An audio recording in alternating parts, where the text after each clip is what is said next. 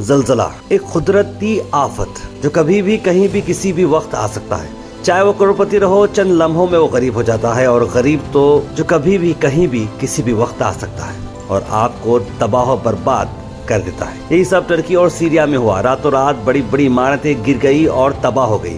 चंद seconds में देखते देखते पूरा शहर वीरान हो गया है। टर्की और सीरिया में जलजले ने जो तबाही मचाई है उससे हम सब अच्छी तरह वाकिफ हैं। लाखों अफराद के घर खो चुके हैं और 46,000 से ज्यादा लोग अब तक इसमें मर चुके हैं। जी हाँ, 46,000 ये बहुत ही बड़ा फिक्र है। इसमें कई मासूम बच्चे, बूढ़े और खवातीन सख्त सर्दी में खुले आसमान के नीचे हैं और अपने प्यारों को खोकर टूटे दिल के साथ जिंदगी की उम्मीद लगाए बैठे हैं। ना सर पर छत है, ना -डिग्री वाली ठंडी से बचने का कोई सामान। क्या होगा इनका? कौन करेगा इन मुसीबत ज़्यादा लोगों की मदद?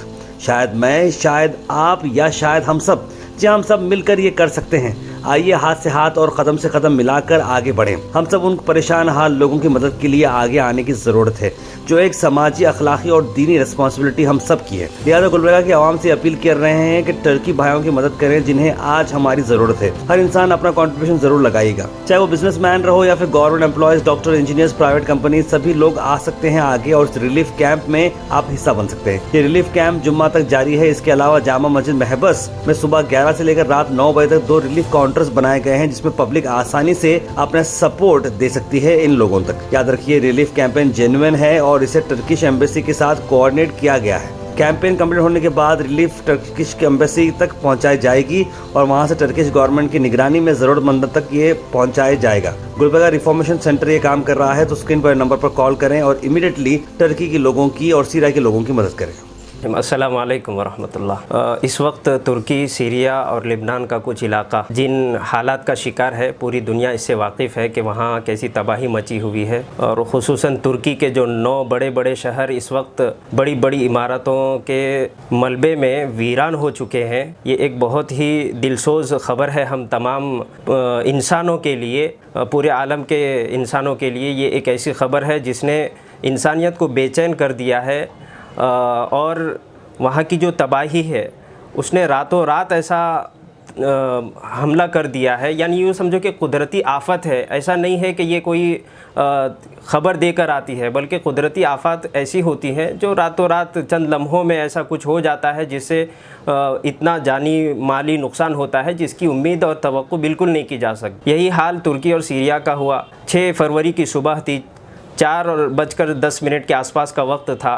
इंसानियत पूरी सोई हुई थी, लेकिन चंद लम्हों ने, चंद सेकंडों ने ऐसा हालत कर दिया, ऐसी वहाँ तबाही मचा दी कि लाखों लोग बेघर हो गए, लाखों लोग आज भी ज़ख्मी हैं और 46,000 से ज़्यादा लोगों के मरने की ख़बर आज तक पहुँची है। और अभी आने वाले वक्त में कितनी और जाने जाएंगी ये अल्लाह ही बेहतर जानता है।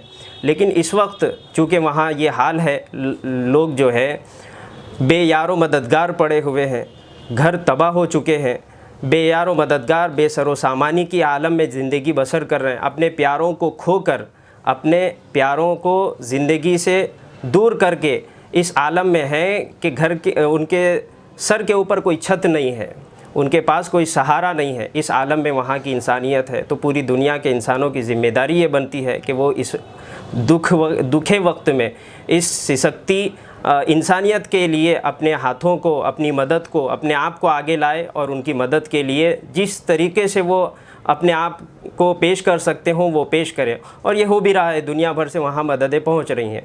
यही हाल जब हमें पहुँचा, ये इस तबाही की इत्तला जब यहाँ पहुँची, हमारे कानों तक पहुँची, तो यकीनन हमने भी सोचा कि शायद कुछ हो सकता है। अगरचे कि वो दूसरा इलाका है, दूसरी सरहदें हैं, दूसरे ममालिक हैं, लेकिन इंसानियत की बुनियाद पर शायद हमारे से कुछ हो सकता है। ये सोचकर हमारे यहाँ जो एक इदारा है, एक तंजीम है, गुलबर्गा रिफॉर्मेशन सेंटर के नाम से, तो हमने सबसे ज़्यादा यही मुनासिब समझा कि हम वहाँ के हालात से अच्छी तरह वाकिफ़ उसी वक्त हो सकते हैं जब वहाँ की जो सफारत खाना है, जो एम्बेसी है तुर्किश, उससे हम रब्ता करें तो वहाँ की जो बुनियादी सही और सच्ची ख़बरें हैं वो हम तक मौसूल हो सकती हैं। इसलिए हमने एम्बेसी जो तुर्किश है उससे कांटेक्ट किया, उससे रब्ता किया, इत्तला मिली और ये मशवरा दिया गया कि मुंबई के अंदर इनका एक ब्रांच है, consulate office Turkey, Republic of Turkey, तो वहाँ राब्ता करने के लिए कहा गया, तो हम वहाँ पहुँचे। वहाँ जाकर बाज़ाब्ता मुलाकात हुई, एम्बेसी के ज़िम्मेदारों से मुलाकात करके इस बात से आगाही ली गई कि आखिर वहाँ क्या हालात हैं, लोगों की जो रसद पहुँच रही है, जो इमदाद पहुँच रही है कैसी है, और हमें किस चीज़ के लिए आगे आना है, ये मशवरा उनसे लिया गया। तो ज़िम्मेदारों ने बहुत ही खुलकर हमारा इस्तकबाल किया और कहा कि हम इस वक्त ज़रूरतमंद हैं आपकी इन मदद के लिए, और हम वेलकम करते हैं, इस्तकबाल करते हैं आपकी मदद का। और हमारी हुकूमत ने इस तरीके की इमदादी जो कार्रवाइयाँ होती है उनके लिए ये ऐलान कर दिया। जिस वक्त मैं पहुँचा, यानी कि एम्बेसी पहुँचा, वहाँ की हुकूमत ने ऐलान किया हुआ था कि अगर कोई रसद इमदाद रिलीफ़ पहुँच रहा है तो बग़ैर किसी चार्ज के उनकी रसद को, उनकी इमदाद को, उनके रिलीफ़ को तुर्की के एयरपोर्ट पर पहुंचाया जाए, इस्तांबुल को पहुंचाया जाए। ये ऐलान किया था वहाँ की गवर्नमेंट ने। तो फिर ये मशवरा करने के बाद गुलबर्गा वापसी हुई। गुलबर्गा वापसी होने के बाद ये मशवरा हुआ कि आखिर इस मुहिम को कैसे अंजाम दिया जा सकता है।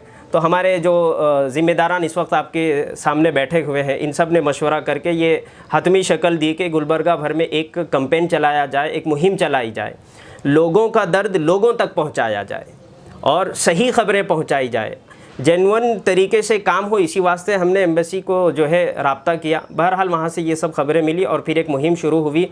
अल्हम्दुलिल्लाह मस्जिद महबस में भी इसको जो है हाथों हाथ लिया गया। ताउन के लिए यहाँ के ज़िम्मेदारान आगे आए। हम इनका भी शुक्रिया अदा करते हैं कि इन्होंने हमारी इस अपील पर लब्बैक कहा और हमारा साथ देने के लिए उन्होंने हामी भरी। उसके बाद हम ये ऐलान करते हैं और ये अपील करना चाहते हैं इस वीडियो के ज़रिए से कि हम अगली जुमा जो आने वाली है, इस जुमा तक ये कैंपेन चला रहे हैं, मसाजिद तक पहुंच रहे हैं और बहुत सारे NGO से हम कांटेक्ट करने की कोशिश कर रहे हैं कि वो हमारा इस कार्य खैर में सपोर्ट करें, साथ दें। अगले आने वाले जुमा तक ये मुहिम चलेगी, जिसमें जितने भी NGOs हैं अगर वो आगे आकर हमारे साथ में हाथ से हाथ मिलाकर आगे चलते हैं तो बहुत अच्छी बात है। जिस तरीके से हम मदद कर सकते हैं हमें करने की ज़रूरत है, इसलिए कि इन्हें वहाँ के लोगों को ख़बर नहीं था कि सुबह क्या होने वाला है, और आज तक यानी कि 10-12 दिन हो चुके हैं, उसके बावजूद वो खुले आसमान के नीचे ठिठुरती सर्दी का वहाँ आलम है।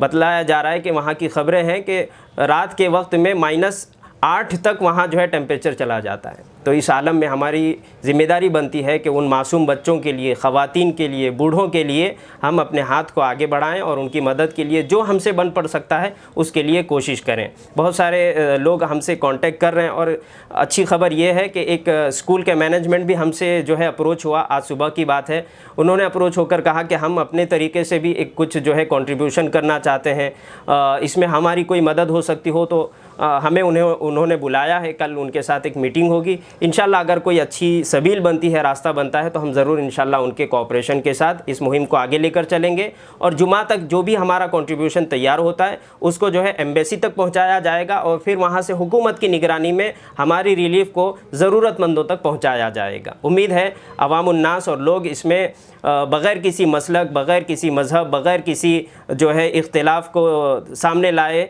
हाथ से हाथ मिलाकर मदद के लिए आगे आएंगे और अपने हिस्से को ज़रूर इसमें पेश करेंगे इंशाअल्लाह। अस्सलामु अलैकुम वरहमतुल्लाहि वबरकातुहू। तुर्की के जो मुतासिर इलाक़े के लिए जो मदद यहाँ से की जा रही है शहर गुलबर्गा से, मस्जिद महबस में भी अल्हम्दुलिल्लाह 2 काउंटर्स जुमा तक रहेंगे।